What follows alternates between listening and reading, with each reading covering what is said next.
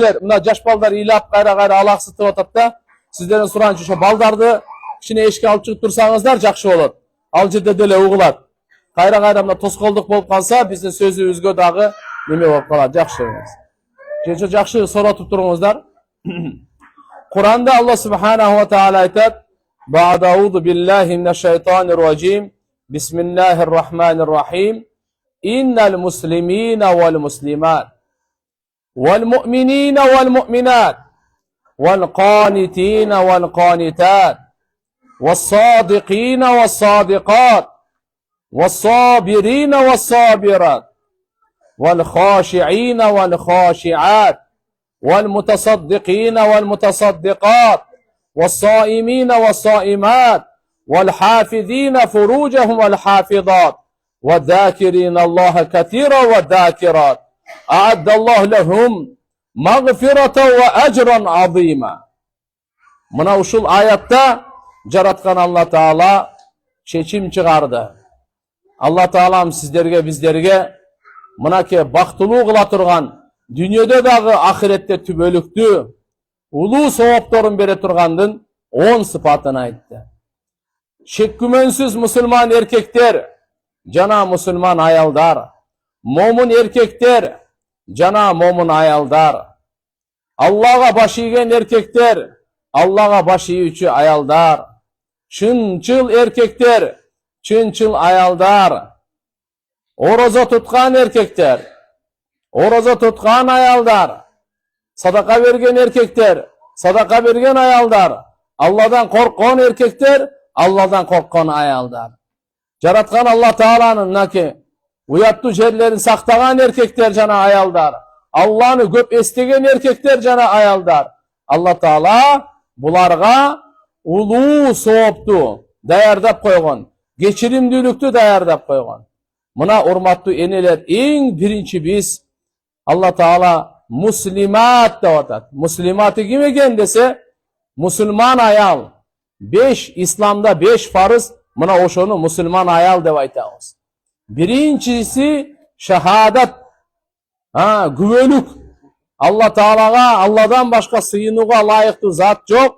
Muhammed peygamber Allah'ın elçisi dep güvölük berүү. Eң birincisi şol. İkincisi 5 vakt namaz. Andan keyin orozo, zeket, acılık. Mına uşunu aytat İslam dep aytat. Müslüman erkek jana Müslüman ayal.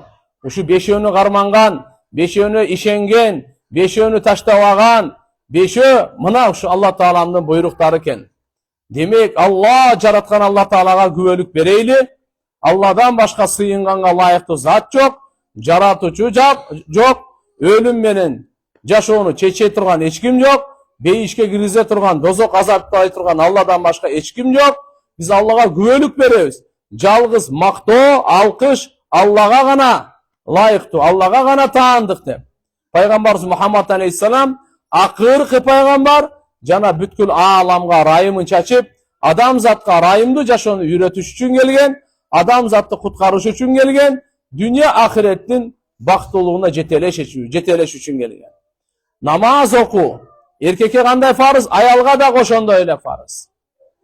Balagatga tolgondan tartıp ölgөнгө çeyin namaz menen bu dünyanın jaşosu azan menen baştalat, namazsız. Bu dünyanın jaşosu bütöp namaz menen azansız. Baştalat degen bizdin jaşoobuz azan menen. Törölgöndө kulağımızga azan aytılgan. Bирок namaz okuy alбайт элек. Mına эми жашоо бүтөт, mınаны карап туруңуз. Ne menen бүтүп atat desеңиz, namaz menen бүтүp atat. Janaza okuyt, azanı jok da. Zeket, andan keyin orozo, mına acılık. Şu 5. İnnel mu'minina vel mu'minat. Birincisi Müslüman erkek jana Müslüman ayaldar dedi. İkincisi momun erkekler jana momun ayaldar. Momun ayaldar kim dese, 6 nersege işengen imandu ayaldar dep aytat ekenmiz. Allah'ın bar жалгыз ekendigine, anın periştelerine, anın paygambarlarına, anın kiteplerine, kıyamat günkü taqdırga, uşu 6-ona işengen, mına uşunu biz momun ayaldar deyt ekenmiz. Allah Taala aytat: Demek birinci imanda amantu billahi ve malaikatihi. Allah Teala'ga iman keltiremiz. Jaratkan Allah bu alamның kojoyunu, jaratuvчусу, başkaruучусу, жоктон бар кылып, бардан жок кыла турган, кайра кайтарып тирилте турган жараткан Allah Teala. Анын шериги жок, окшошу жок, бардык айыптан таза, бардык алкыш мактоого таандык Allah гана. Мына ошо туугандар биз Аллага иман келтиребиз. Анын периштелерине иман келтиребиз. Периште деген ким? Периште көзгө көрүнбөгөн, периште нурдан жаралган, канаттуу, Аллага тоң моюнду кылбаган, ар бир буйругун аткарган, жараткан Allah Тааланын өзгөчө махлуктары. Периштелерге иман келтиребиз. Периштелер аябай көп. Биз төрөлгөндөн тартып, өлгөнгө чейин периштелер коштойт бизди. Балагатка толгондон кийин эки периште, жазуучу периштелерди Allah Таала дайындайт. Жакшы амалдарын оң периште, жаман амалдарын сол периште. Ырыскыларыбызга периштелер чечилген. Сактоо периштелери бар, жан алганга периштелер бар, кабырда суракка периштелер бар. Кабырдан тирилгенден кийин бейишке алып баруучу же дозокко айдап баруучу периштелер бар туугандар. Биз периштелердин баарына иман келтиребиз. Жараткан Аллахнын периштелерине иман келтиребиз. Андан кийин Аллахнын китептерине, акыркысы Кур'ан, асмандан 4 китеп түшкөн. Таурат, Забур, Инжил, Кур'ан. Тауратты Муса пайгамбарга, Забурду Дауд пайгамбарга, Инжилди Иса пайгамбарга, Кур'ани Каримди Мухаммад пайгамбару саллаллаху алейхи ва салламга Алла түшүргөн. Алла адамдарды жаратып эле тек таштап койгон эмес. Şu adamların tuğra jolga түшүш үчүн Allah'ım asmandan kiteplerdi, barakçalardı düşürüp, oşolar düşündürüp veriş üçün paygambarlardı jiberip durdu. Mına ki asmandan düşkön 4 kitepke işenebiz. 4'ünün 3'ösü bu burmalanıp ketken, özgörülüp ketken, ökümleri jaraksızga çıkkan. 4-cü akırkı kitep Kur'an-ı Kerim. Allah Teala kıyamet günü çeyin saktayım dep ovada bergen. Peygamberimiz 23 yıl Kur'an okugan. Kur'an menen sahabalardı batır kıldı. Sahabalardı baktılуу kıldı. Sahabalardı oңдоду. Kişbeyil rahimduu kıldı. Bereşen kıldı. Kur'an-ı Kerim menen nurladı. Sahabalardı darajasın en ulu darajaga jetkirdi. Peygamberlerden keyinkeri en ulu daraja sahabalardıkı. Abu Bakr, Umar, Osman, Ali radıyallahu anhum peygamberimizдің mınake en jakındары, halifalары emne degen martabaga жетишти. Emne degen adamgerçiliktin tuu çokusuna çıkıştı bular. Sizge okşoş, bizge okşoş ele mınake 63 yılda yaşaştalar dele. Azı köp 70-80 mına biz yaşaganda ele. Birok tuğandar mına Kur'an-ı Kerim'ge amal kılıp, Kur'an-ı Kerim'de süyüp, Kur'an'da okup, Kur'an menen dostoşup, Kur'an menen sırdaşıp, Kur'an'da hurmat görsetip, Kur'an'da emne deydi eken Allah Teala dep, kulak salışıp, Kur'an-ı Kerim'de jaşoosunun maksatı kılgandar, mına oşu sahabalar olur. Kur'an'dağı Allah Teala'nın razıçılığın izleşti. Narazıçılığını emneden olsa anı kaçtı. Andan anı taştaştı. Andan saktanıştı. Ulu Kur'an menen martabalı oldu bunlar. Demek birinci imanda Allah'a iman keltirip, жалгыздыгына бар şerigi жок ekendигine, periştelerine iman keltirip, perişteler daima biz menen, hazırda perişteler biz menen, her birimizge perişteler almaşıp gelip turat. Bagımdatda jana asırda. Bagımdatda gelgen perişteler asırga çeyin azı bizden amalыбызды жазат. Emneni ugup atabыз, bul жазылып atat. Emneni süylep atabыз, жазылып atat. Emneni görüp karap atabыз, bul жазылып atat. Tuğandar emneni niyet kılıp atabız, bular жазылып atat. Jakşı oy жазылат, jakşı tilek жазылат. Kuday saktasın, jaman gümen dağı жазылат. Allah Teala Kur'an'da ya eyyühellezine amanu ijtenibu katiran minaddan inne ba'dadan itm. Ey imandılar siler, jaman gümen sürögönden saktangılar. Ankeni bir jaman gümen sürögön, bul güne olup жазылат da atat. Mına ki, hurmatlı eceler, Allah subhanahu wa ta'ala demek sizlerge bizlerge perişteler жазып тұра тұрған Gün сайын китеп кылып атабыз. Эртеге кыямат күнү барганда, Алланын алдына барганда, ошо китебибизди колубузга берет. Амал дептерибизди берет. Бу дүйнөдөгү кылган жакшылык, жамандык иштердин бардыгы жазылган болот. Алла буйрук берет: "Икра китабак, кафа би нафсика al-yawm alayka hasiba." Китебиңди өзүң оку. Бүгүн өзүңө эсептегенге өзүң жетиштүүсүн. Башка бирөөнүн кереги жок. Канча зикир кылдың, канча Кур'ан окудуң, канча намаз окудуң, канча садака бердиң, канча өзүңдү оңдодуң, канча таквалык кылдың, канча шүгүр кылдың, канча Алладан жардам сурадың, канча дуа кылдың, канча адал жедиң, канча бала чакаңды тарбия кылдың. Bunun бардыгы амал дептерине жазылат.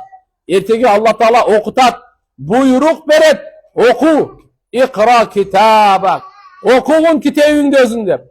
Урматтуу энелер, эже карындаштар, ар бирибиздин өзүбүздүн китебибиз бар. Атаңыздын китеби өзүнчө болот, апаңыздын китеби өзүнчө, күйөөңүздүн китеби өзүнчө, сиздики өзүнчө, балаңыздын, кызыңыздыкы өзүнчө. Ар бирибиз өзүбүздүн китебибизге жакшы амалда жаздырайлы. Бүгүн жердин үстүндөбүз. Жердин үстүндө туруп, жакшы амалдарды көп кылайлы. Жакшы ниет кылайлы, жакшы каалайлы, жакшы амалдарды кылайлы. Жакшылыкта биз жарышайлы. Алла Таала арам кылган нерседен сактанайлы. Анын бардыгы кыял жок жамандарды таштайлы. Мына иман деп не айтат экен? Аллага иман келтирип, момун аял деп, мынакей Аллага иман келтирген, периштелерине иман келтирген, китептерине иман келтирген, акыркы китеп Кур'ани Карим. Бул өзгөрүлбөйт, бурмаланбайт. Кыямат күнгө чейин сакталат. Инна нахну наззална дикра ва инна илайхи ва инна лахафизун ва инна лаху лахафизун. Албетте биз Кур'анды түшүрдүк, Кур'анды биз өзүбүз сактайбыз деп Алла жоопкерчилик алган. Буну эч ким жок кыла албайт. Буну эч ким бурмалай албайт. Эч ким өзгөртө албайт. Эч ким буну буза албайт. Кыямат күнгө чейин келе турган инсандарга жолдомо Кур'ан. Андан кийин пайгамбарларга иман келтиребиз. Эң биринчи пайгамбар Адам атабыз, акыркы пайгамбар Мухаммад саллаллаху алейхи ва саллам. Пайгамбарыбыз Алланын тарабынан жашоонун эң таза жолун алып келген, эң бактылуу жолун алып келген, эң уяттуу жол алып келген, эң намуздуу жол алып келген, эң гайраттуу жол алып келген, эң ынтымактуу жол алып келген, эң райымдуу жол алып келген. Пайгамбарыбыз саллаллаху алейхи ва саллам адам заттын райымы, адам заттын сыймыгы, адам заттын улуу төрөсү, мырзасы, бардыгынан эң билимдүү, эң даанышман, туура жолго багыштаган, сиздерге биздерге бүткүл ааламга райымын чачып, райымдуу жашоону үйрөтүп келген пайгамбар саллаллаху алейхи ва саллам акыркы пайгамбар деп иман келтиребиз. Пайгамбарыбыз Мухаммад алейхиссалам бергенин алайлы, тыйгандан тыйлайлы. Пайгамбарыбыз саллаллаху алейхи ва салламдын артынан ээрчийли, өзүбүздү пайгамбарыбызды карап түздөйлү. Пайгамбарыбыз саллаллаху алейхи ва саллам кантип сүйлөгөн, кантип бурулган, кантип күлгөн, кантип ыйлаган, кантип баскан, кантип отурган. Пайгамбарыбыз саллаллаху алейхи ва саллам ишеними кандайлы, ибадаты кандайлы, кулк мүнөзү кандайлы, сабыры кандайлы, райымы кандайлы, кичпейилиги кандайлы, кеңпейилдиги кандайлы, берешендүүлүгү кандайлы, шүгүрү кандайлы. Пайгамбарыбыз бизге эмне деп айтты? Кандай ата болуш керек, кандай апа болуш керек, кандай келин болуш керек, кандай дос болуш керек, кандай бир тууган болуш керек, эмнени жеш керек, эмнени жебеш керек, кантип жуунуш керек. Пайгамбарыбыз саллаллаху алейхи ва саллам туулгандан тартып маркумду көргө узатканга чейин бардык нерсени айтып койду бизге. Эч нерсени калтырган эмес. Бул аалам бизге чейин эмне болгон, азыр эмне болуп атат, бизди эмне күтүп турат, өлгөндөн кийин биз кайка барабыз, бунун бардыгын айтып көргөн. Пайгамбарыбыз Мухаммад алейхиссаламга иман келтирүү, мынакей туугандар, пайгамбарыбыздын демек артынан ээрчийли, жакшы көрөйлү. Пайгамбарыбыз саллаллаху алейхи ва салламдын кылганын кылайлы, кылбаганын таштайлы. Андан кийин тагдырга иман келтирүү, жакшылыгы да, жамандыгы да Алладан деп. Мына бүгүн биздин жолукканыбыз кокустан эмес. Бул да тагдырыбызда бар экен. Тагдырыбызда бар экен. Жер менен асман жаралаардан мурда 50 000 жыл мурун Алла Таалам тагдырды жазып койгон. Muna zamandaş bolup kaldık. Urmatlı eneler, ece karındaşlar. Gelinizler. Her birimizge jeke tiyişeli jaratkan Allah subhanahu wa ta'ala'nın özünün surakları var. Dinin kaysı, Robun kim, paygambarın kim dep, munalarga bargına kabırdağı suraklarga dayardana jüröylü. Özümüzün deneyimizi takvalık alıp geleyle. Özümüzün şu deneyimizde Allah Teala'ga baş iteyle. İbadat kalıp geleyle.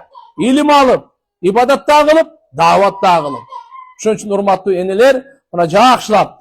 İmandı adam, imandı erkekti Allah Teala, imandı ayal dep, ne aytıp deseniz, Allah'a жалgыздığına iman keltirip, periştelerine iman keltirip, paygambar kitaplarına iman keltirip, paygambarlarına iman keltirip, ahırkı kitap Kur'an, ahırkı paygambar Muhammed aleyhisselam. Evi takdırga iman keltirip. Jakşılık jamandık Allah'dan da tam beriniz, boldu. Emne bolsa, jaratkan Allah subhanahu wa ta'ala bizge bergen, biz takdırga işenemiz, takdir Allah'ın sırrı, bul bizge akılımızga jetmeydi, jaratkan Allah subhanahu wa ta'ala'nın ilimi, oşun iman keltiririz. Altınçısı, kıyamat günge iman keltiriyor. Kıyamat günü hakikat, kıyamatın Kur'an-ı Kerim'de 30'dan aşık atı var. Alımlar hadisten jana başkalardan 90'dan aşık atını atagan. Kur'an'da namazın bir ele atı, orozonun bir ele atı, zeketin, acılıktın bir ele atı, kıyamatın 30'dan aşık atını atagan. Ne üçün uşunçalık köp atı menen atagan dese, alımlar aytat, iki baksat üçün. Birincisi, kıyamatın bolusuna şeklenbeyiniz. Bir gram şeklenbeyiniz. Oşun için Allah uşunçalık köp at menen ayttı.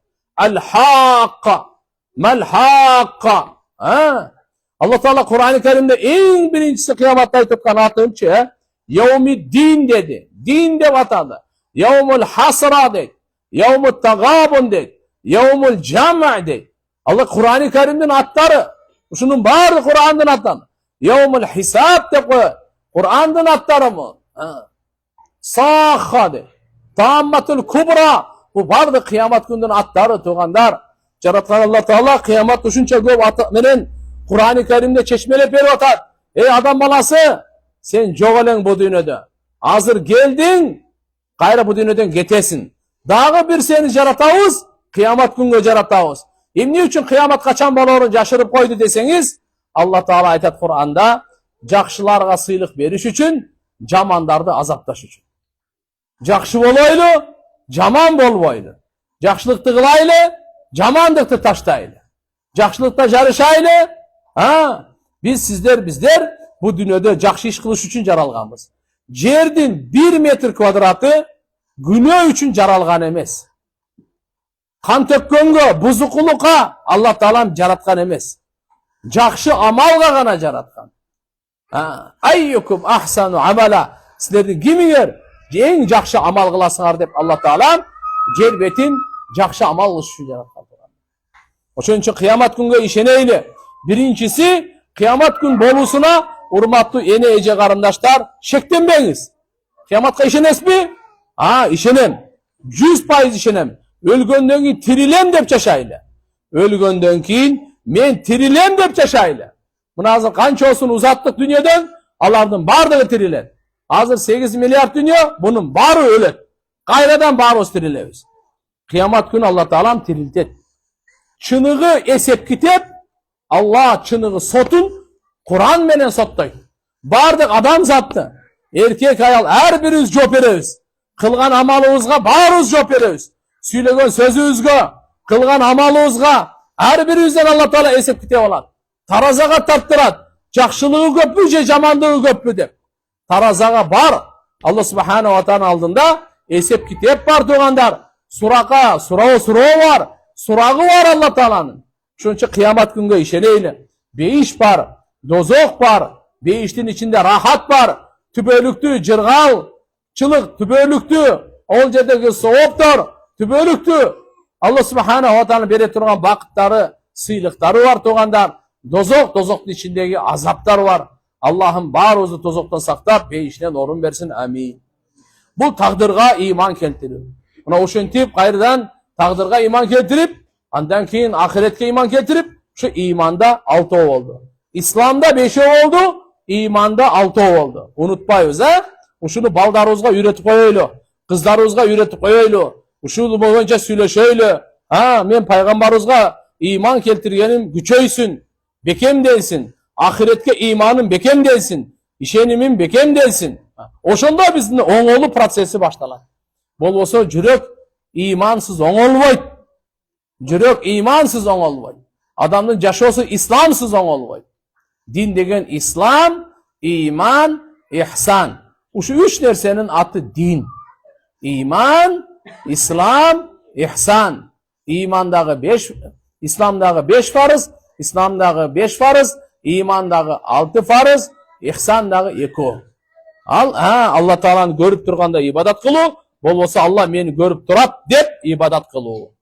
Тугандар, демек баягы аятка келели, 10 сыпаты бар. Биринчи, иннал муслимина вал муслимат. Мусулман эркектер жана мусулман аялдар. Кайсы экен? Мына 5 фарызды аткарган аялдар. Вал муъминина вал муъминат, момун эркектер жана момун аялдар. Ыймандуу эркектер жана ыймандуу аялдар. Ыймандуу аялдар деп кимди айтабыз десе, ушул ыймандагы 6 фарыздыга бекем ишенген, ошону бекем карманган, ошону сактаган, ушу ишенимде жашаган, жана ушу ишеним менен дүйнө менен кош айткан. Ушуну айтып коет муъминат, момун аялдар деп ушуну айтат тугандар. Вал қонитина вал қонитат. Үчүнчү сыпаты. Бул жараткан Алла Таалага баш ийген эркектер жана жараткан Алла Таалага баш ийген аялдар дейт. Ва садиқина ва садиқат, чынчыл эркектер, чынчыл аялдар дейт. Чынчыл эмнеде? Сөзүндө дагы чынчыл, уадасына дагы чынчыл, амалына дагы чынчыл. Чынчыл. Алла Таала өзү чынчыл. Пайгамбар саллаллаху алейхи ва саллям ас-садиқул масдук. Алла Таала жиберген. Ва ман астaqu миналлахи қила. Алладан да өткөн чынчыл бар жок дейт. Ислам дини чынчылдыктын дини. Пайгамбарыбыз айткан, чынчылдыкты бекем кармагыла. Бул силерди жакшылыкка багыт берет. Ал эми жакшылык болсо бейишке багыт берет дейт. Жалган сүйлөгөндөн сактангыла. Жалган сүйлөгөндүк бул силерге бузукулукка багыт берет. Бузукулук дозокко багыт берет дейт. Ошон үчүн биз чын сүйлөгөнгө тилибизди көндүрөйлү. Жалган сүйлөбөйлү, алдабайлы, калп айтпайлы. Жараткан Аллага дагы, пенделерге дагы. Жараткан Алла Таалага жана пенделерине дагы. Ошон үчүн биз тугандар мынакей вассадиқина вассадиқат, чынчыл аялдарды Алла Таала бактылуу аялдар деп айтып атат. Бактылуу аялдар деп айтып атат. Вассабирина вассабират, сабыр кылуучу эркектер, сабыр кылуучу аялдар деди. Мына Алла Таалам уада берген, кайсы аялда сабырдуулук болсо, мына ушул аял бактылуу экен. Эмнеден сабыр десе, 3 нерседен сабырдуулук. Биринчиси, Кудай сактасын, бир сыноо келип калса, жоготуулар болуп калса, жамандык болуп калса, оору болуп калса, бир кандай бир сыноолор болуп калды. Ошол учурларда сабырдуулук, туруктуулук, тоодой болуп, бекемдүүлүк ушундай болуп туруш керек. Мынакей сабырдуулукту. Сабырдуулукка бериле турган сооптун Алла Таала айтат, эсеби жок деген. Иннама юваффас сабирун ажрахум бигайри хисаб. Ошон үчүн мынакей пайгамбарыбыз өзү Алладан афият, амандык сурагыла, сабырдык сурабагыла деген. Сабырдуулукту сураганы бул башына бале сурап, анан сабырдуу кылам деген мааниде болуп калат. Бирок эгерде Алла Тааланын тарабынан бизге ушундай бир сыноо келип калса, анда сабырдуулук сураса болот, жана сабыр кылыш керек болот тугандар. Мына ушу сабырдуулуктун биринчиси. Экинчиси, күнөөлөрдү кылбай сабыр кылайлы. Күнөөлөргө барбай сабыр кылайлы. Напсибизди тартайлы. Сабыр деген токтотуу, өз напсисин кармоо, күнөө арам нерселерге барбай, ушак айтпай, бирөөгө жала айтпай, бирөөнү каргабай, бирөөнү сындабай, бирөөнү маскаралабай, арам нерселерден качып, өзүбүздү, напсибизди, денебизди таза тутайлы. Мынакей ушунун аты сабырдуулук. Экинчиси. Үчүнчүсү таат, ибадат. Куран окуганга сабыр кылыңыз, зикир кылганга сабыр кыл керек. Орозо тутканга сабыр керек. Себептен сабыры жок орозо кантип тутат ал? Сабыры жок кантип Куран окуйт? Sabırı yok, kantip sikir kılar. Sabırı yok, eşerse kılamaydı al. Aramga girip ketet. Kimde sabırı güçlü olsa aramga barbaydı. Açığa otursa da sabır kılıp turат. Men bari adaldan jeyin deydi. Göçödögө görüngenler seni jey berбейт. Sabırlı ayaldar, imanlı ayaldar, baktılı ayaldar göçödärine seni jey berбейт. Sabır kılar. Adal bu, aram bu, taktar turup anan jey. Sabırlı adamda ayaldar. Mınake oşonçu sabırlı деп aytkandan 3 nerseni aytadi. Kıyınçılıkka sabır kılуу, kaygıga sabır kılуу, günölөрдү kılbay, özün tartıp karmanıp sabır kılуу. Üçüncüsü taat ibadatка sabır kılуу. Taat ibadatка sabır gerek. Vel mutasaddiqina vel mutasaddiqat. Sadaka kılgan, bereşen erkekler, jana bereşen ayaldar deydi. Hurmattуу eneler, mınake İslam dini bergen kol, algan koldan jakşırak деген пайгамбарыбыз. Sadaka erten kıyamat günü musulmandın başında gölökö деген. Sadakanızga jaraşa sizdin başınızda kıyamat günü gölökö bolot eken. Oşon üçün inşallah sadaka kılıp jüreyli. Ayşe nebizge пайгамбарыбыз aytkan, ya Ayşe, ey Ayşe, ittaqin nar walaw bişiqqi tamratin.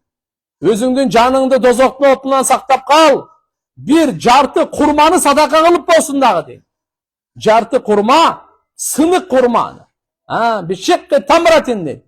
Alma olsun, kartoşka olsun, fasolüňar barby, nanıňar barby, emne olsa, kiçine olsun sadaka kılaylı. Musulman ayal sadaka menen jaşaydı. Musulman ayal bereşen bolot. Musulman ayal maşallah jomart bolot. Eski giyimlerde sadaka kılыңыз. Eski giyimlerde karmap jata berбеңiz. Ne olansalardı?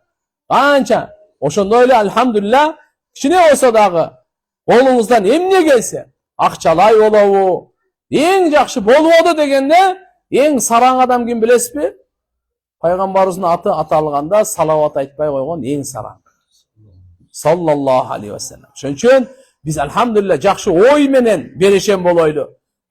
Niyetibizde bereşen boloylu. Bilimibizdi bölüşkönde bereşen boloylu.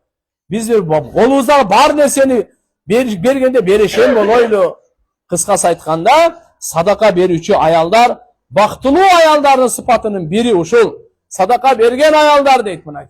Şoň üçin kolubuzdan köp nerse bolsa dagı Пайгамбарыбыз ne деп atat? Jartı kurma, bir kurma toluğu menen emes, finik. Jartı kurma olsa dagı sadaka berip, özüңdü dozoktun otunan kutkarıp kal. Aytat, wa illem, sahabalarga aytkan jeri da var da, ittaqun nar walaw bi shiqqi tamratin fa illem tajidu fa bi kalimatin tayyiba. Egerde jarım kurma da tappasaňyz sadaka bergenge, anda jakşı söz aytıp sadaka verip özüňüzdi dozoktun otundan kutkarıp kalın deydi buna. Jakşı söz dagı sadaka eken tugandar. Koşuna menen jakşı söz aytsın. Sadaka bergenge barabar. Kaynenelerge, apalarga, ulularga, ejelerge jakşı söz. Oşondoy эле kiçineke jaştarga, gelinlerge jakşı söz. İslam dini jakşı sözgө gana çakırat. Tilibizdi karmaylı, tilibizdi oңdoylu, tilibizdi Allah'ın zikrini jana jakşı sözlerge adattandırtaylı. Tilibizdi oylonуп süylöylü. Peygamberimiz aytkan, "Man kana yu'min billahi vel yevmil ahir falyakul hayran aw liyaskut." Kim Allah ahiretke iman keltirse, süylese jakşı söz süylesin. Bolbosa unçukpay ele koysun. Süylese jakşı söz süylesin. Bolbosa unçukpay ele koysun. Demek imandı baktılуу ayaldardın bir sıfatı bereşendilүү eken, saraңдыk emes eken. Zeketin bergenge güyesini aytıp turat, üşürün bergenge güyesini aytıp turat. Andan başka dele bebeçaralarga jürçü, kiçine az bolsa dagı sadaka kılaylı, giyimibizden, tapkanыбызdan köp nersени aytıp aткан jeri jok. Kuda kalasa bu sadaka başınızga gele turgan baleni jok kılat bu. Sadaka gelgen baleni dagı, gelelek baleni dagı ekontun jok kılat diýen. Öte güçlü tasiri var. Biz göğünçe kırstagandan keyin anan sadaka vere başlayız. Bir kan çıkarıp koyuylu, birine jeti tokoç kılıp koyuylu, tugan urtarga tigindey kılıp koyuylu. Ay tugandar, ağa şeyinle sadaka kılıp jüröylü. Az bolsa da sadaka kılıp jüröylü. Ondan keyin oroza tutkan erkekler, jana oroza tutkan ayaldar, soimat, Ораза тұтқан аялдар, қараңыз. Рамазан айды күтіп отыра бермей, Рамазан ай ал фарыз ал.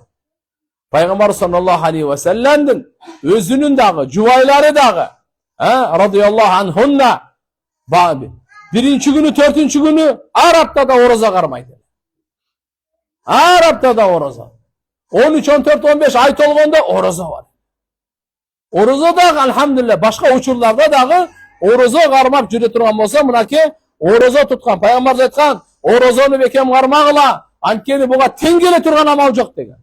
Ораза қалқан дүниеде адамды шахватын, құмар нәпсесін, арам нәрселерден тоса тұрған, күнөден тоса тұрған қалқан, ақиретте дозоқтан тоса тұрған қалқан.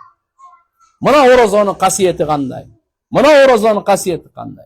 Ondan кейін Allah Subhanahu wa Ta'ala айтқаны, ұятты жерін сақтаған еркектер, жана аялдар, вал хафидина фуружахум вал хафидат. Мұсылман адам ақ некеменен баш қошот, арамға, зынаға ешқашан жол бермей. Зынаның кесепетінен Аллахым еліңізді бүткіл үмметті сақтасын. Мұсылман адам, мұсылман еркек, мұсылман аял, ата-енесін ақ батасы менен, жақшы күбелер менен, ақ неке менен, мақұлдашусы менен, махыр қалыңы менен, арам баш қошот. Қайсы қоғымды зына күчейе тұрған болса, біліп қойсын, ал қоғымның келечегі жоқ. Ата бабалары оқып оорулар менен душылары кириптер болот, душар болот. Оорудан өзі ойлы болған оорулар менен жаман ой. Ошон үчүн иншалла биз мындан дагы жамандан сактанышыбыз керек. Акыркысында Алла Таала айтат: "Ва дакирин Аллаха катира ва дакират." Алланы көп эстеген эркектер жана Алла Тааланы көп эстеген аялдар дейт. Алланы көп эстейли. Урматтуу энелер, зикирге эч кандай акча кетпейт. Телевизди эгерде зикир менен алек кылсак, бирөөнү каргагандан, ушактагандан биз сак болуп калабыз. Биздин ахиретибиз курула берет. Кабырыбыз нурлана берет. Жүрөгүбүз нурлана берет. Шайтандын азгыруусу алсырай берет. Зикир кылган сайын адамдын алхамдулилла руханияты өсөт. Зикирден өткөн кабыр азабынан сактай турган амал жок. Сиз жерде зикир кыласыз, сиздин атыңызды арыштын тегерегинде периштелер атайт. Паланчанын кызы паланча деп. Арынын, бал арынын ызылдаганындай болуп тияктан атыңызды атат. Бул зикирди Алла Таала: "Я айюхаллазина аману зкуруллаха зикран катира." Эй имандуулар, силер барыңар Алла Тааланы көп зикир кылгыла деп Кур'ан-ы Каримде айтат. Ошон үчүн Алла Тааланы тилибиз менен, эрте менен Субханаллахи валхамдулиллахи ва ла илаха иллаллах валлаху акбар ва ла хаула ва ла куввата илля билла таспини алыңыздагы эрте менен багымдаттан кийин 100 жол айтыңыз. Мени кеде оорулуу күндөр болуп калат. Багымдат намаз окубайсыз оорулуу күндөрү. Бирок ошондо да таспини алып багымдатта отуруңуз. Ден соолугуңузга да жакшы, руханиятыңызга жакшы, бала чакаңызга жакшы, келечегиңизге жакшы, ахиретиңизге жакшы, бардыгынан жакшы. Зикирге даараттын кереги жок, гусулдун кереги жок. Кыбланы карабай деле, отурбай жатып алып деле зикир кылсаңыз болот. Басып жүрүп деле зикир кылсаңыз болот. Тамак жасап деле, үйдү шыпырып деле, малга чөп салып деле зикир кыла берсек болот. Биздин тилибиз Алланын зикири менен алек болсун. Өл ным болсун биздин тилибиз. Пайгамбарыбыздын осият насааттары мына ушул. Фадкуруни адкуркум вашкуруни ва ла такфурун. Алла айтат: "Мени силер эстеп тургула, мен да силерди эстеп турам. Мага шүгүр кылгыла, шүгүрсүздүк кылбагыла." Ошон үчүн урматтуу энелер, эже карындаштар, мына зикирди эрте менен жана кечинде Субханаллахи валхамдулиллахи ва ла илаха иллаллах валлаху акбар. Билесизби бул зикир кандай зикир? Ааламдагы эң улуу сөздөр ушулар. Бардык периштелердин зикири ушул. Эң абзел сөздөр ушу төртөөнү айткан. Субханаллах валхамдулиллах ва ла илаха иллаллах валлаху акбар. Мына ушул. Буну кечинде дагы 100 жол айтыңыз. Эрте менен 100 жол айтыңыз. Эрте мененки бул зикирден кийин салават айтыңыз. Пайгамбар саллаллаху алейхи ва салламга салават. Саллаллаху алейхи ва саллам. Саллаллаху алейхи ва саллам. Саллаллаху алейхи ва саллам. 100 жол айтып коюңуз, урматтуу эне. Урматтуу эже-калды, 100 жолу айтып коюңуз. Кудай кааласа иншалла пайгамбарыбызга салават айткан сайын пайгамбарыбызга жакындайбыз. Пайгамбарыбыз айткан, ким мага 1 салават айтса, Алла ага 10 салават айтат. 1 салават айтса, Алла ага 10 салават айтат. Эртең кыямат күнү мага эң жакын ким көп салават айтса, ошол болот деген. Ошон үчүн иншалла буну дагы 100 жолу айтайлы. Эртең менен 100 багымдатта, кечинде асырдан кийинби, шамдан кийинби, куптандан кийинби мейли, бирок 100 жолу айтып коюңуз. Акыркысы астагфируллаха ва атубу илей. Бул дагы зикирге кирет. Буну истигфар деп коет. Маселелердин бардыгын чечилүүсүн Алла Таала истигфарга коюп койгон. Душманды жеңем десеңиз истигфар, душмандан сактанамын десеңиз истигфар, ырыскым кең болсун десеңиз истигфар, бала чакалуу болайын десеңиз истигфар. Истигфар, Аллаху акбар. Аллахтын ачуусун кетирет. Пайгамбар саллаллаху алейхи ва саллям айткан: "Ман лазимал истигфар, жа'алаллаху лаху мин кулли дийқин махраджа ва мин кулли хаммин фараджа ва разақаху мин хайсу ла яхтасиб." Ким истигфарды бекем кармап жүрсө, Алла Таала анын бардык кайгысын кетирет. Бардык кыжалатчылыгын кетирет. Бардык жолун бактысын ачат. Күмөн кылбаган жерден ырыскысын берет. Кимге? Ким истигфарды бекем кармаса. Ошон үчүн эртең менен 100 жолу астагфируллаха ва атубу илей. Жаттап алыңыз дагы, ошоно таспини алыңыз. Багымдатта отуруп, күн чыкканга чейин ушуну айтыңыз. Эң мыкты убакыт мынаке. Тахажжудда окусаңыз го, кана тахажжудда зикир кыла турган адамдар. Охо. Ошон үчүн экинчиси кечинде. Мына ушу энелер, эже карындаштар, мына зикирлерди бирин мынаке субханаллах ва алхамдулилlah ва ла илаха иллаллах валлаху акбар ва ла хавла ва ла куввата илля биллахны кошуп коюңуздар. Ла хавла ва ла куввата илля биллахнын bunun 99 пайдасы. Эң төмөнкүсү кыжалат кайгыны жок кылат бул. Алланын казынасынан, бейиштин алдындагы Алланын казынасынан берилген бул. Ла хавла ва ла куввата илля биллах. Шайтан эң корккон ушу ла хавла ва ла куввата илля биллах. Ошон үчүн туугандар, мына зикирлерди урматтуу эне эже карындаштар, эртең менен 100дү, салаватты 100дү, истигфар, Алла Таалага тообаны 100дү, буну аткарып койсок, иншалла ошол күн сиздин бактылуулугуңуз күнүңүз. Сиздин бактылуу күнүңүз. Жараткан Алла Тааланын канча райымы, канча деген күнөлөр кечирилет, канча даражаларыбыз көтөрүлөт. Жажагасы айтайын. Бир киши бейишке кирет экен, риваятта келет. Бейиште даражасы көтөрүлүп кетет экен да. Анан ал айтат экен: бул даража көтөрүлүп кеткен не себептен болду десе, бул дүйнөдө балаңдын сизге истигфар кылган себебинен болду экен. Siz istigfardı özünüz üçün ele kılıp koyboy, ata-enеңizге da kılыңız. Atağınızın daracasını büyük kılgandı kalaysızbı? Siz bu dünyada Allah'tan geçirim sorağınız. Ya Allah, Allahümme gfir li abi. Ya Allah atamın günahsını geçir. Allahümme gfir li ummi. Ya Allah enemdin, apamdın günahsını geçir. Deyip aytsanız, tiyaktan daracası götürülü öğretken. Eğer de ahiret götürületken olsa, götürülü öğret. Bu dünyada tiri olsa, bu жерде de daracası götürülü öğret. İki dünyada ata-enеңizdin daracasını götürünüz gelse, ata-enеңiz üçün anda Allah Taala'dan istiğfar kılınız. İstiğfar degeni Allah'dan günahlarını geçirimin sorağınız. Atamdın günahsın geçir, apamdın günahsın geçir. Ya Allah, geçirücü Allah, geçirgende yaxşı görgen Allah, menin atamdın günahlarını geçirdi. Aytınız bunu. Apamdın günahlarını geçirdim. Aytınız bunu. Kur'an-ı Kerim'de Allah Teala mınday dep üretken. Rabbana gfirli ve li validayya ve li mu'minine yevme yakumul hisab. Kur'an'daki ayet bu. O bizim Rabbimiz. Menin günahlarımı geçir. Ata-enemdin günahlarını geçir. Bardık momun erkek ayalların günahlarını geçir kıyamet günü demiş. Şunun için inşallah mına Allah Teala'nı köp esteyli, zikirge kaysı giret eken, Allah Teala hazırkı tasbihler dağı, salavatlar dağı, istiğfar tövbalar dağı. Uşlardın bardığı zikirge giret. Baktulu ayalların belgisi mına uşu.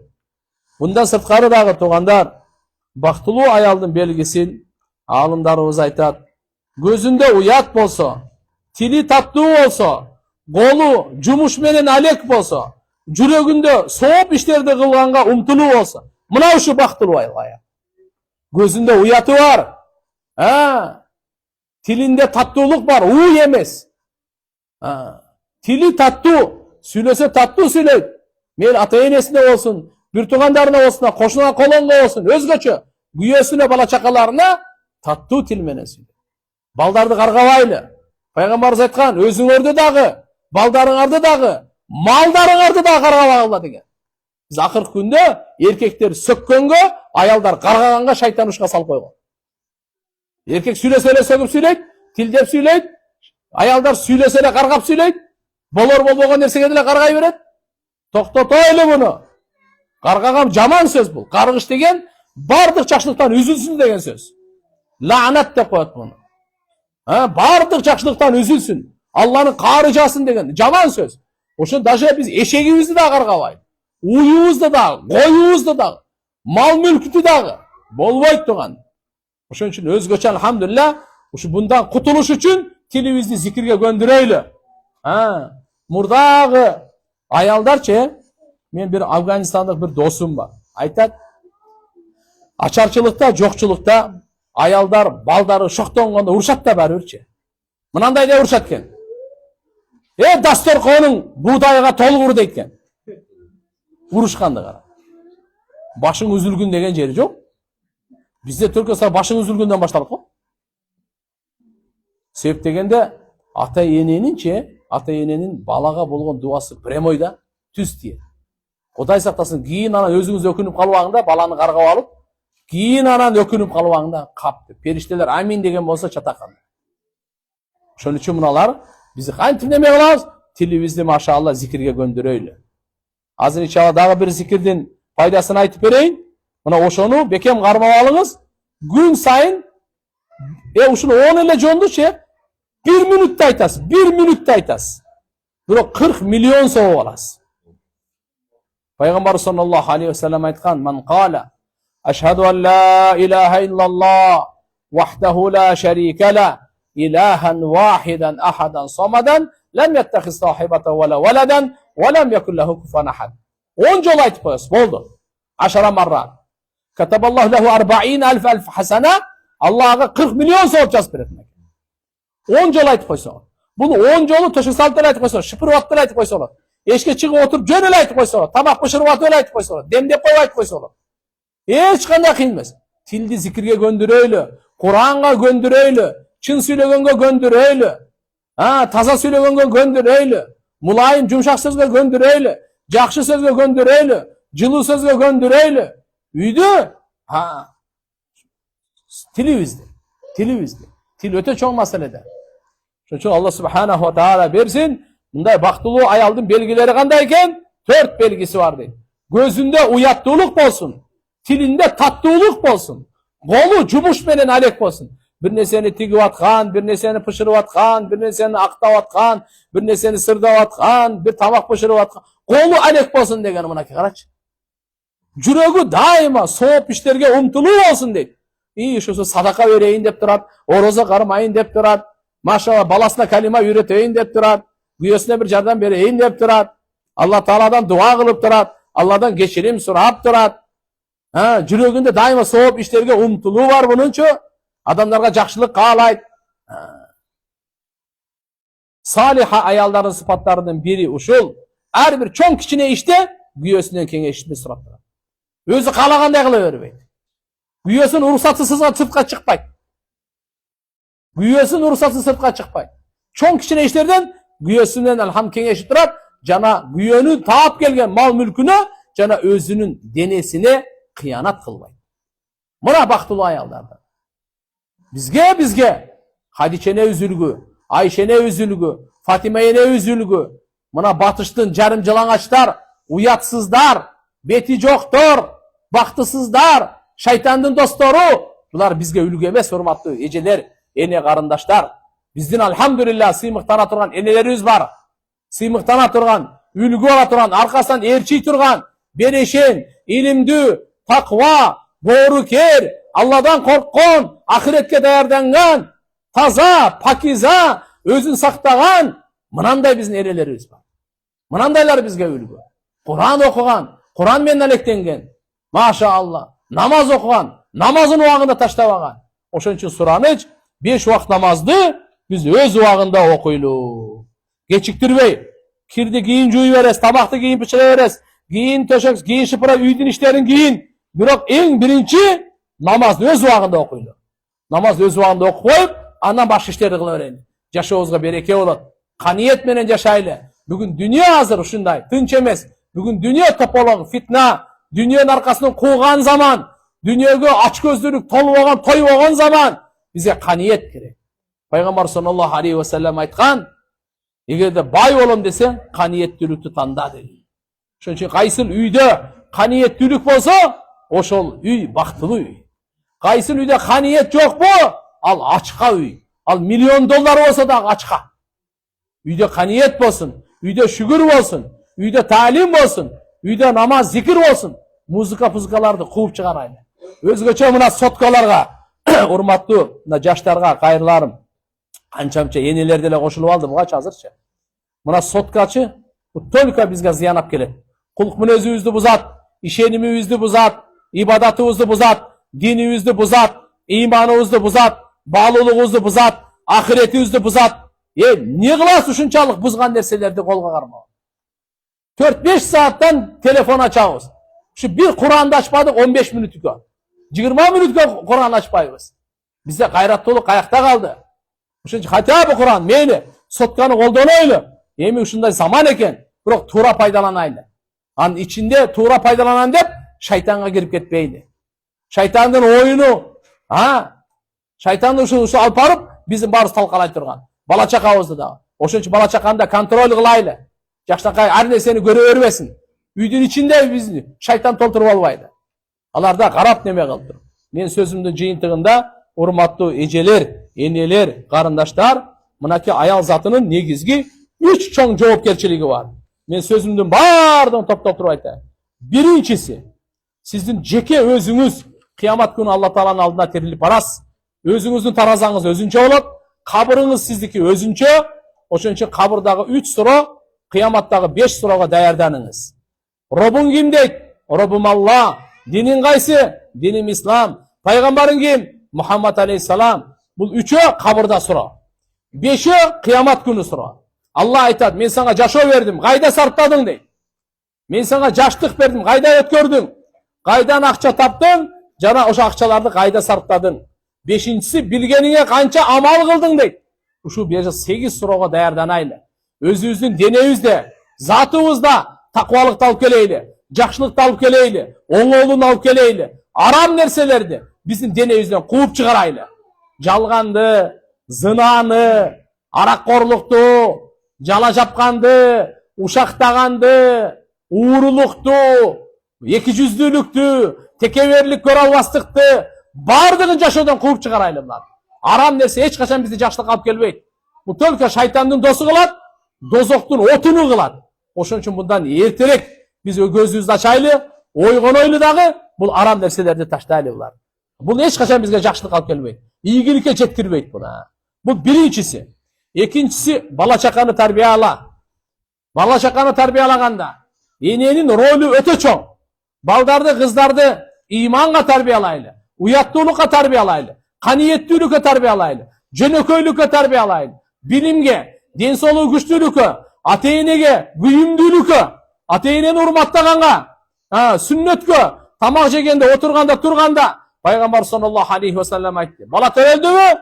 Биринчи тилинен Алла деген сөздү чыгаргыла. Апа, ата, нана дегенде токтотуп, эң биринчи Аллах деген сөздү үйрөтөйлү. Кимдин биринчи сөзү Алла, акыркы сөзү Алла болсо, 1000 жыл жашасын. Алла андан сурак албайт деп риваятта келет.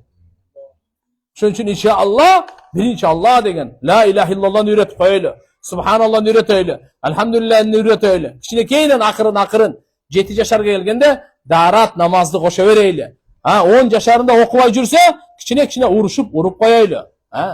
Балагатка толгондон кийин кыздарыбыз жолук үйрөнсүн. Апасын көрөп, энесин көрөп туруп кыз чоңоет, атасын көрөп туруп баласы чоңоет. Ошон үчүн үйдө ата менен Эненин ортосунда болгон, эгерде бир урушуп болсо балдардын көзүнчө урушпасын. Эгерде айтыша турган сөздөр болуп калса, алар уктагандан кийин акырын эсептешип алсын. Туугандар, ошон үчүн бала чакага бир жакшы тарбияны сөз менен эмес, амал менен, жашоо менен биз берейли. Аракет кылайлы. Үчүнчү чоң жоопкерчилик, урматтуу аялдар, сиздердин мойнуңуздарда, атаңыздарды намазга жыгыңыздар. Даватка чыгарыңыздар. Медресеге киргизе албайсыздар эми туура, бирок алхамдулилла мечитке жиберип, чайын коюп, күйөөңүздөр бар, агаңыздар бар, тайкеңиздер бар, балаңыздар бар, иниңиздер бар. Ушулардын бардыгына Аллахтын жолуна чыгып, дин таркатууга, жайылтууга, дин үйрөнүүгө жардам бериңиздер. Бул дагы сиздердин жоопкерчилигиңиздер. Сиз үйдө отуруп, ошонун баарына сабабына шериктеш боло аласыз. Жараткан Алла Таалам баарыбызды кабыл кылсын. Баарыбыз бекем ниет кылайлы, илим алайлы, амал кылайлы, ибадат кылайлы, дават кылайлы. Аялдар аялдарды дават кылсын. Эркектер эркектерди дават кылсын. Аялдар аялдарды айтыңыз, Кудайдан корк, мына намазды үйрөнүп ал, зикирди үйрөнүп ал, Куран окуганды үйрөнүп ал, садака бергенди үйрөнөйлү, кечиргенди үйрөнөйлү, кичпейилдик, кеңпейилдикти үйрөнөйлү, текеберликти, көр албастыкты жок кылайлы деп, алхамдулилlah, аялдарга дават берсин. Кабырда суроону билесиңби? Кыяматта суроону билесиңби? Бактылуу аялдын кандай сыпаттары бар? Кандай болуш керек? Күйөөнүн акысын кандай бериш керек? Ата-энечи, бала чаканы кандай тарбиялап атасың сен? Биз алхамдулилlah эме кылайлы. Ошон үчүн мына айылда ушундай чөйрө курайлы, намаз окубаган аял болбосун. Балагатка толгон, намаз окубаган аялдар, кыздар, келиндер, энелер, кемпирлер болбосун. Бардыгы намаз окуган. Машаалла, маша. Ушундай биз чөйрө курайлы. Биздин айылыбызда уурулук болбосун, уятсыздык болбосун. Биздин айылыбызда арак болбосун. Ат өчкүр ушул жаман нерселердин бардыгы жок болсун. Кумар ойногон, жана башкалардын бардыгы. Ушуга иншалла бактылуу айыл болсун, үлгүлүү, ыймандуу айыл болсун деп дуа да кылайлы, аракет да кылайлы. Жараткан Алла Таалам баарыбызга жар болсун, баарыбыздын башыбызга бак консун. Азыр бир топ суроолор аябай көп келип калыптыр. Убактыбыз дагы азыраак. Буюрса кичине жооп бергенге аракет кылабыз иншалла. Бирок баарыңыздар ниет кылып коюңуздар иншалла.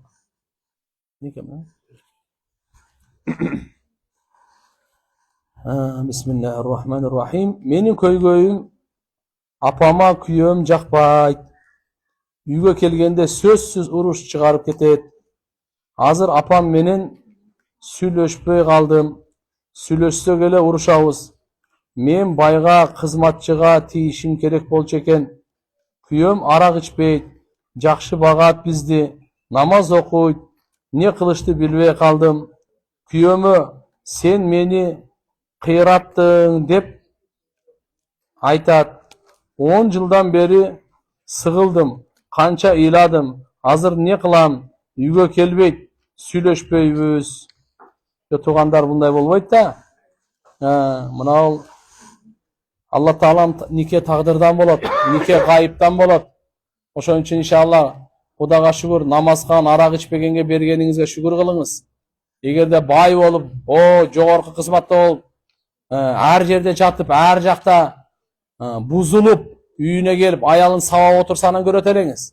Ошон үчүн иншалла каниет кылып, Кудайга шүгүр, ушу кызыңыздын багына ошондой бир ыймандуу жөнөкөй берип коюптур. Бардык пайгамбарлар жөнөкөй болгон. Бардык сахабалар жөнөкөй болгон. Бактылуулук байлыкта эмес, байлыкта жыты дагы жок бакыттын. Бийликте дагы жыты дагы жок. Бактылуулук, алхамдулилlah, күйөөсү менен аялынын ортосундагы жылуу сөздө, урмат, сүйүүдө, бири-бирин аяп, бири-бирине колдоо көрсөтүп, жакшы мамиле кылууда. Ошон үчүн иншалла мындай кылып кийгилишкен өзү жакшы болбойт. Буну биз эми эмне деп айтат элек? Сабыр кылгыла, гайрат кылып, акырын түшүндүргүлө. Биз дагы айтарбыз иншалла. Карыз намаздардан кутулмайынча тахажжуд намаздары кабыл болобу? Мынандай, тахажжуд намазынын ордуна карыз окуңуздар. Анча-мынча мисалы тахажжуд намазы окусаңыз кабыл болот, ал проблема жок ал. Бирок кимдин карыздары болсо, ошол тахажжуд 12 рекет окуп атасыз, же 8 рекет окуп атасыз. Ошонун ордуна карыз окуңуз. Карыз окуңуз. Себептен карыз бул Алла Тааланын фарызы да. Onu birinci atkарып беришибиз керек да. Жолдошум өзү намаз окуйт, аябай жакшы киши, бирок өзү Instagram'dan ар кандай кыскача ачык кийинген кыздарды карайт, уят видеолорду, жалаңгач аялдарды көрөт, кандай болот дейт. Буну намазы билбейм мен кандай болот экенин. Жок болуп кетет го дейм намаз, Кудай сактасын. Бул мындай, туугандар, өзгөчө намаз окугандан кийин, жакшы адам болгондон кийин мен ана азыр эле Instagram эме атым эле телефондо айттым. Бул чоң кесепет болду бул. Ортодо кайсы сый, кайсы урмат, кайсы сүйүү калат Адамдын өзүнүн күчү, бардык адамдын күчү чектелген. Ошонун бардыгын арамга арнай бере турган болсо, адалдан Алла Таала рахатын алып салат. Ошон үчүн мына нерсе эртегечи сөз жамандыкка түртөт мына. Мына азыркы айтып аткан уяттуу видеолор манада балакат саракаттардын бардыгын токтотуш керек. Кудайдан коркуш керек. Сиз жалгыз көрбөй эле турасыз ошо телефонду. Үчөөңүз биригип алып көрүп атасыз. Эки периште оң жагыңыздан, сол жагыңыздан бир периште, 3 периште чогуу алып көрүп атасыз. Алладан коркуңуз. Эч ким жок болсо дагы Алла сизди көрүп турат. Көзөмөлдөп турат. Периштелер көзөмөлдөп жазып турат. Биз сиз өзүңүздүн келечегиңизге жаман. Айтып атам, диниңизге, иманыңызга, адеп акылыңызга, намазыңыз эптеп-септеп болуп калат. Бирок мунун мааниси намаз таштап кой деген жери жок. Намазды бул эгерде жанды, шанды окусачы, бул сөзсүз мына арам нерселерди токтотот намаз. Намазда күч бар, просто туура окусак. Кайнатам арак ичет. Эмне кылсак болот? Сол кезинде жакшы кызмат кылып, айтып деп, анан кийин сабакка алып келгиле, мечитке жибергиле, дааватка чыгаргыла. Эң күчтүү оңдой турган даават да. Дааватка жакшы адамдар менен кошуп, эптеп суранып, балдары деле, инилери деле, туугандары деле болсо керек. Ошолор менен кошуп дааватка жибергиле. Буюрса канча деген масты, канча деген наркоманды даават оңдоду го. Канча ууруну оңдоду, канча деген кумар ойногондорду оңдоду дааватчы. Саламу алейкум таксыр. Биздин ортобузда 3 бала бар. Жолдошум менен мамилебиз жакшы болбой жүрөт. Жолдошум ичет. Ичет. Мал ичет. Таап келгенде милдет кылат. Багып жатам деп. Азыркы учурда төркүндөмүн дейт. Кандай кылсам болот? Аллаху акбар. Эми 3 балаңар бар экен. Сиз жакшы сабыр кылып, жакшы мамиле кыла бериңиз. Алла Тааладан дуа кылыпчы, үмүтсүз болбоңуз. Кудай кааласа оңдоп коюуга чоң сиздин салымыңыз бар. Алланын колунда, бирок сиздин гайраттуулугуңуз сизге ага даават берип, дааватка чыгып турсаңыз, жакшы жашайлы, балдарды жакшы тарбиялайлы деп, кичине анча-мынча ичип алса, ачууланса, сабыр кылып жутуп коюңуз. Жакшы кызматын кылып, көңүлүн ачып, иншалла, мына жамгыр бар го, жамгыр билесиз да. Ташты оюп коет да. Тамчылаган суучу бир жерге тамчылай берсе, ошол жумшак суу тамчы ташты оюп коет. Биз көзүбүз менен көрүп турабыз го. Жумшак сөзүңүз, мулайым мамилеңиз катып калган жүрөктөрдү тешип салат. Ишенип коюңуз. Ошон үчүн бунун мааниси кандай? Сиз үмүтсүз болбой, бала чакан алхамдулилла 3 балаңар бар экен, Кудай берген экен. Ошого иншалла акырын динде үйдө китеп окуңуз. Пайгамбарыбыздын өмүр баянын окуңуз, Куран окуңуз, намазды калтырбаңыз. Кудай кааласа иншалла баары жакшы болот. Куранда кимдин жолун кармап окуйбуз? Ол кандай деген сөзүңүз? Куранда кимдин жолун кармап окуйбуз? Кырааттар боло турган болсо, мына биздин Орто Азия хафс. Бардык эле биздеги бир эле кыраат, бизде варш жана башка кырааттар жок. Бизде ошо бир эле кыраат. Түштө тиш сынуусу эмненин белгиси? Түштө тиш сынуусу эмненин белгиси? Мен буну билбейт экем. Жакшылыкка жоруп коерсуз, иншалла алтын тиштүү болосуз буюрса. Жаман тишти эч кимге айтпаш керек да. Аузу биллахи минаш шайтанир раджим деп коюш керек бүттү. Жакшы тишти жакшы жорганга айтыш керек. Мен багымда окуп бүткөндө күн чыгуу болуп калган болот. Кечигип калган болбойбу? Мындай. Азыр мисалы Таластачы Насаат медиа же болсо муфтияттын сайты бар да. Ар бир жерде эме бар. Козучагыңыздарда деле бар экен. Мен ачсам телефондон өзүн козучакты көрсөтөт го. Кудум ошого эгерде күн канчада чыгат деп жазылып турса, ошого чейин окусаңыз өтө берет.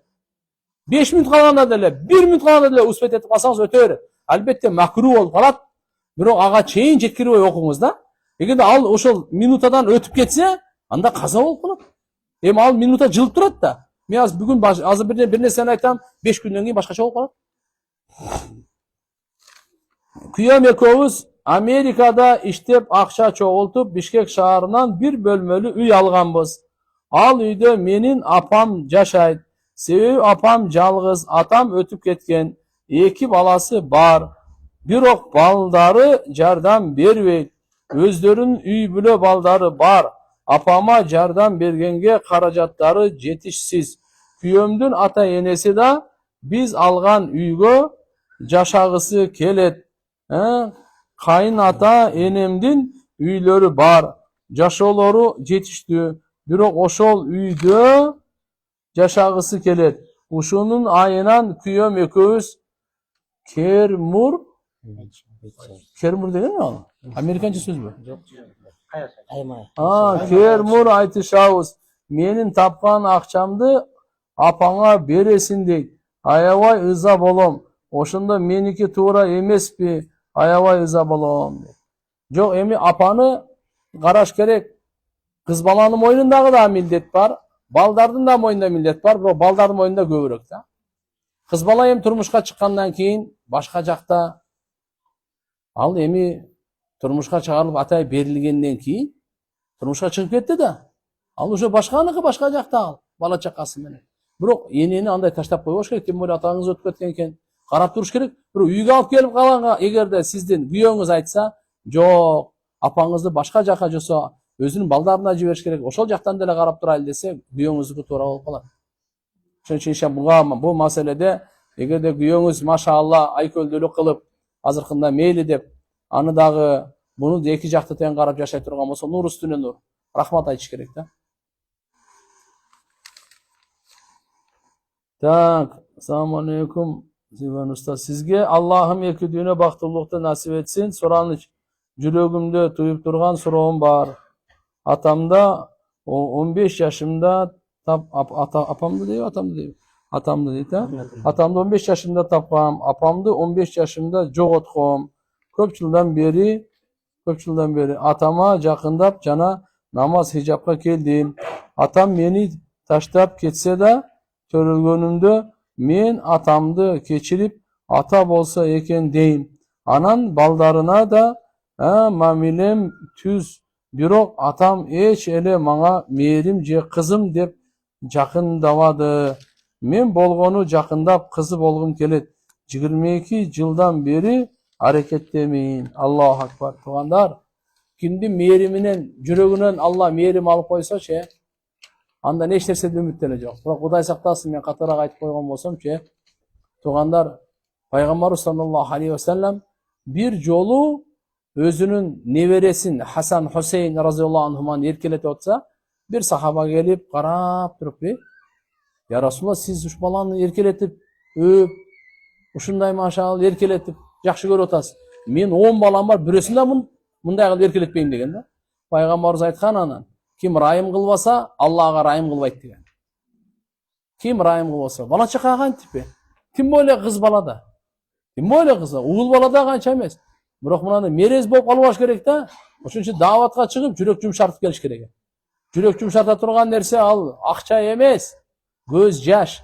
Көз жаш качан чыгат? Качан сен дааватка чыксаң чыгат. Алланын жолуна келип, көрүп, Алла Таалам ушундай жакшы сөздөрдү угузуп, жакшы чөйрөдө болуп, жүрөк боор, ушул жерде алхамдулиллахдан кийин эзилип, жүрөк жумшаргандан кийин анан кийин боорукерлик келет.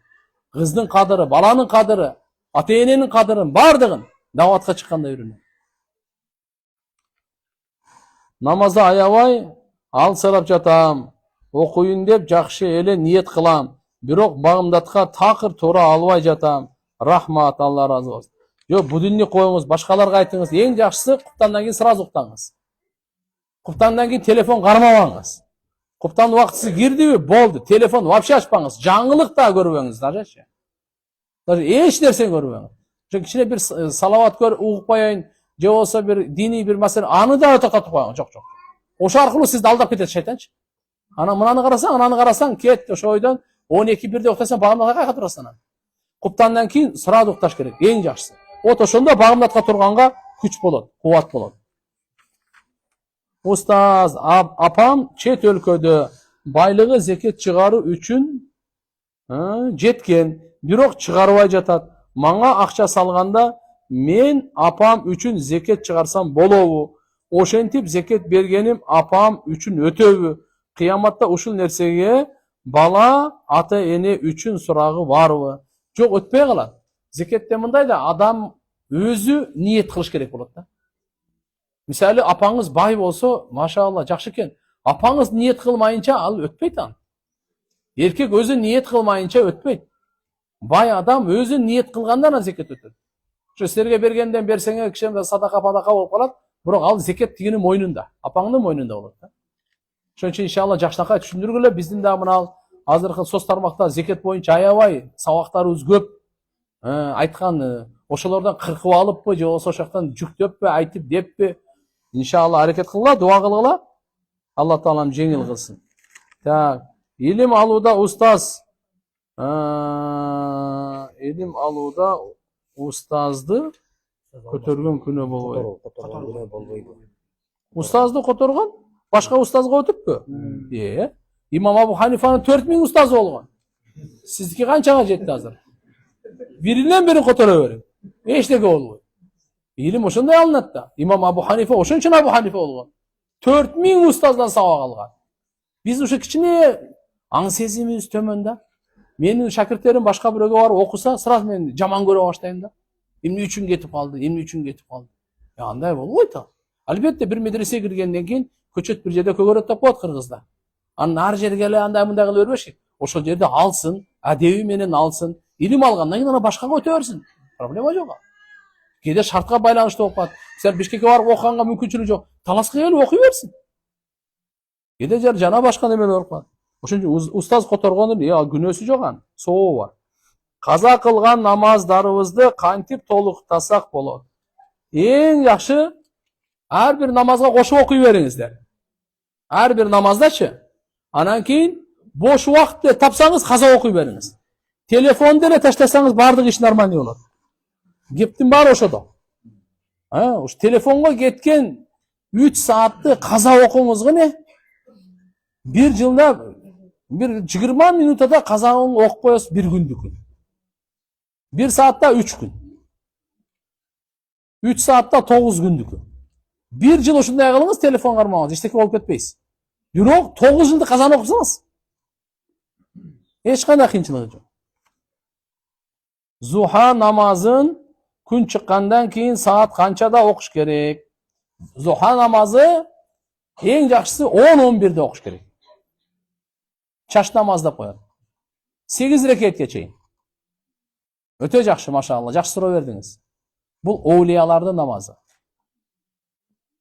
Буну оулиялар гана окуйт деген пайгамбарыбыз. Аввабиндер. Жөнөкөй намаз эмес да. 2 рекет эле Zuha намазын окуп койсоңуз, денеңизде 360 муун мүчө бар, ошонун садакасын берген деп жазылат. Машалла. Бирок кээде мындай да болуп калат. Ишрак деген намаз бар, күн чыккандан кийин 15 минуттан кийин окулат. Эгерде сиздин мүмкүнчүлүгүңүз болбой атса, ошо ишракка Zuhаны ниет кылып окуп койсоңуз боло берет, экөөнү кошо эле. Пайгамбарыбыз бирок өзү негизги айтканы тайлактын путу күйгөн учурда деген. Төөнүн баласын тайлак дейбиз го? Мисал деп коет арабтар. Ошонун путу күйгөн. Арабтарда баягы чөл болгондо күн ысыкта, о саат 10-11лерде күйөт экен да, эртең менен путу каяктан күйсүн. Ошо намазда Zuhanын учуру ошол болгон да. Таза жуунуп, киринип, бутун гусулдун фарызын аткаруу керекпи? Же жуунардан алдындабы? Таза жуунуп, киринип, бутун гусулдун фарызын аткаруу. Мындай да гусул аткарууда мындай. Улуу сөздө уят жок, жакшы угуп алыңыздар. Гусул жунуп болуп калгандан кийин бул 3 фарызы бар. Оозго суу алуу, гаргырасы менен. Орозо эле болбосо. Мурунга суу тартуу, хайшум деп коет. Мурунун жогору жака чейин. Шайтан ушерге риваятта келет, шайтан ушу мурундун жогорку эки көздүн жанына чейин отуруп алат экен дагы, жаман түштөрдү бере берет экен. Заказ бере берет, ошол жерде отуруп заказ берет. Ошо мурунду катыраак тартсын деген ошо. Орозо болбосо эле. Үчүнчүсү толук денени жуу. Бир дагы түктүн түбүндө кургактык калбаш керек. Tahta kulli sha'ratin janabatun degan Hazret Ali raziyallohu anhu. Ошон үчүн толук ошону 3 жолу чайкап коюшка, жууп коюш керек. Бирок бул азыркы 3 фарызын айтып атам. Сүннөт боюнча гусул мындай кылынат. Биринчи дарат аласыз. Дарат аласыз. Кадимкидей намазга дарат алгандан кийин. Андан кийин анан 3 рет жууп коесуз. Угуп туруңуз. Гусулдан кийин дарат алуу бидат. Гусулга чейин дарат алуу сүннөт.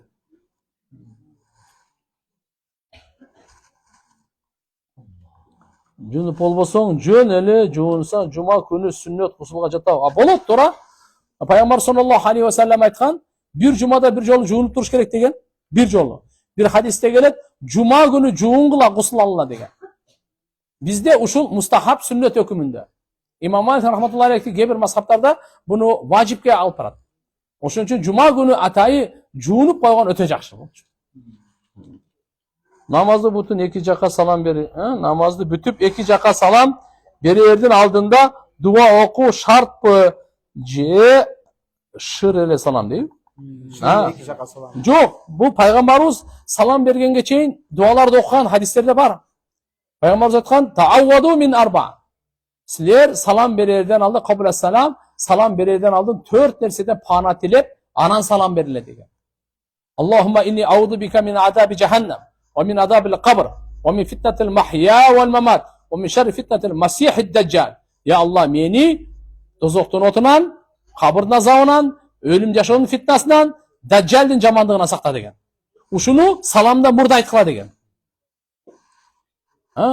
Бирок сөзсүз эмес, мисалы салават айткандан кийин деле, пайгамбар салават айткандан кийин дуа кыласыз. Роббана атина окуйсузбу, же болбосо да кайсы дуалар болсо айтып, андан кийин салам бергениңиз жакшыраак да.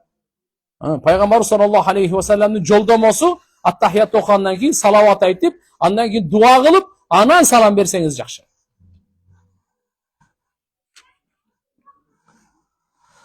Так, иншалла келечектеги жолдошум менен умрага барып калсак, кандай нерселерге тыюу салынат?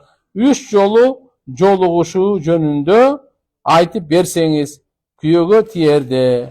Кудай кааласа, эми умрага барып калсаңыздар, ага чейин өзүнчө умранын сабактары бар, кенен айтып берилет. Себеп дегенде, ал жерде аябай эле көп нерсени аткара турган, ана көп нерседен сактана турган нерселер бар.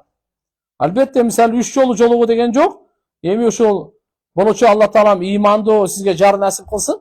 Бирок ушу бир мындай көргөнгө, мисалы ушунчалык эле уруксат. Сүйлөшүү тияк бияк эмес. Ата эне бар, Кудайга шүгүр. Туган урук бар, ошолор жакшынакай билип, эгерде жакшы кулк мүнөздүү диндар келип калса, анда кызды кармап отурбагыла деген. 5 нерсе шайтандан, айтканда пайгамбар саллаллаху алейхи ва саллям, ал-ажра мина шайтан. Шашу, шашмалык болор го, шашы. Бул шайтандан. Адам баласы шашпаш керек экен. Шашкан шайтандан. Бирок 5 учурда шайтандан эмес экен. Конок келип калса, тамак бергенге шашылыш керек экен. Конок келип калса.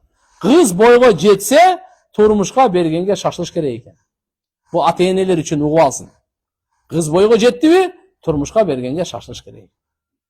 Андан кийин адам өлсө, тезирээк жерге бергенге шашылыш керек экен. Кимдин карызы болсо, кутулганга шашылыш керек. Күнөө болсо, тобага шашылыш керек. 7 токоч өткөргөнгө болобу? Эчтеке эмес, садакага кирет. Боло берет. Аял киши канча аза күтүү керек? Аял киши, эркек киши дейле, 3 күн аза күтүү. Жакындар өтүп кетсе, бир гана эгерде күйөөсү өлүп калса, Кудай сактасын, анда 4 ай 10 күн. 4 ай 10 күн аза күтүү болот. Атам өтүп кеткенден кийин үйдө бирөө жүргөндөй боло берет. Эмне кылыш керек? Үйдө намаз окугула, үйдүн 4 бурчуна аятал күрсү окуп туругула. Үйдүн 4 бурчуна, корогодагы үйдүн ичинде 4 буруч бар го, ошого аятал күрсү. Кудай кааласа мындай болгондой болбой калат иншалла. Акыйда туурасында сурап берейин дедим эле. Туура акыйда кайсы? Адамдын салаф экенин кантип билсек болот? Эгерде тааныштарың салаф болсо, алардын сөздөрүн угушубуз керекпи? Алла разы болсун. Тугандар, биздин акыйдабыз Mınaki ahli sünnet vel cemaat akidası, sahabalardan akidası. Bul ekiye göğünçe bölünüp. Bizdin mınal çölkömde Orta Aziyada Maturidiye akidası dep. Bizden karmanganımız şu Maturidi. Maturidiye akidasının uğualınız. En tüpküsü negizi Allah Taala'ga jaralgandı okşot bu. Allah Taala ayıptan taza ekendigin nomer adin koyup durup anan kalganına girişebilir. Bardık mahlukka Allah Taala okşoş emez. Allah Taala bardık kemçildikten, bardık okşoşudan, bardık ayıptan, bardık jetişpeslikten taza, ulu, jogor kuzat. Maturidi akidanın tüp tamırı uşul жерде. Eme salafiler mene bular musulmanдар. Bular menen kattaş iştек emez. Akida ajыраганда эми булар ушу Алла Таала арышта деп коет. Да бир топ маселелер бар. Ал эми азыркы малды учур эмес да суроодун баарына жооп бере турганчы. Ошон үчүн биз Алла Таалага эч бир жайды энчилеп бербейбиз. Алла жайга муктаж эмес, жай жаралган нерсе, жараткан Алла барда жай жок эле, ошондой деп мына биз айтып коебуз. Атак мусулман, жакшы мамиле кылыңыз. Даратканадан кирип чыгууда эмнени айтуу керек? Дараткана кирерде, мисалы, кирерде эле бисмилла дейсиз. Аллахумма инни ауду бика минал хубси вал хабаис деген дуаны жаттаңыздар. Машалла немелерде толтура. Андан кийин сол бут менен кирет, оң бут менен чыгып гофранакан айтасыз. Менин суроом, менин апам 12 жаштан бери шизофрения оорусу менен ооруйт. Азыр 71 жашта. Мен жалгыз кызмын. Ооруганда дарысын ичпей күчөп кетет. Агрессивный болуп калат. Мен ооруканада больницага алып барайын десем, аябай каргап салат. Барбайым дейт. Мен ошол кезде сабырым жетпей урушуп салам. Мага күч колдонот. Мен өзүмдү коргоп, колунан кармап токтоткондо аракет кылам. Урбайм, бирок элге урат дейт. Бирок защита кылганым туура болобу? Мен оюна койбой, күч колдонуп больницага алып барсам, күнөө болбойбу? 25 жылдан бери сабырым түгөнүп калып, эмне кылсам болот? Сизге улуу сооп берилет. Бирок эми мүмкүн болсо сиз защита кылышыңыз керек, коргонушуңуз керек. Бул өзү турган эле кеп. Бирок энени аны урбайсыз, тияктеме кылбайсыз. Эмгеде ооруп атпайбы? Бирок ооруса дагы, урушса дагы больницага алып бара бериң. Буга сооп аласыз. Ага калтырбаң. Болбосо андан жаман күчөйүп кетиши мүмкүн да. Айрылып калышыңыз мүмкүн кээ бир учурларда. Кудай сактасын.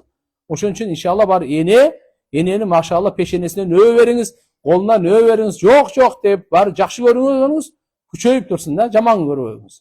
Анан иншалла ал жака алып барыңыз. Сооп аласыз, сиз сабыр кылыңыз. Кудай кааласа ушуга өтө чоң улуу сооп аласыз. Анан анча-мынча ошол сиз каалабаса дагы урушуп больницага алып барганыңызда сизди карга берсе, будан коркпоңуз. Бул каргыш истейбейт. İçinizden oqsanız da bu tüp dursun anda. Tak. Эгерде бир адам карыз болуп калса, ошол адамдын карызын кутулганга жардам берсе, кандай сооп алат? Бул дүйнөдө, ахиретте